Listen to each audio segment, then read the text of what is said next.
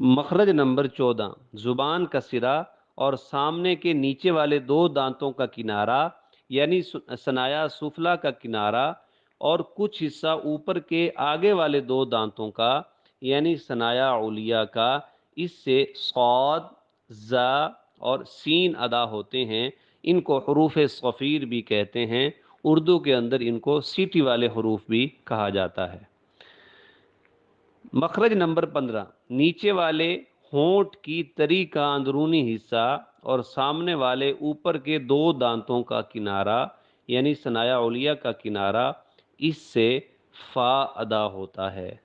Number 16، دونوں ہونٹ اس سے با، میم اور واو غیر مدہ ادا ہوتے ہیں، مگر ان تینوں میں یہ فرق ہے۔ نمبر 1، دونوں ہونٹوں کا تری والا حصہ اس سے با ادا ہوتا ہے، دونوں ہونٹوں کی خشکی والا حصہ اس سے میم ادا ہوتا ہے۔ نمبر 3، دونوں ہونٹوں کی گولائی اس سے واو غیر مدہ ادا ہوتے ہیں، یعنی عام واو ادا ہوتی ہے۔ واو مدہ وہ ہوتی ہے کہ واو ساکن ہو اور اس سے پہلے پیش ہو، اگر اس کے علاوہ دیگر جتنے بھی واو ہیں تو وہ واو غیر مدہ کہلائے گی۔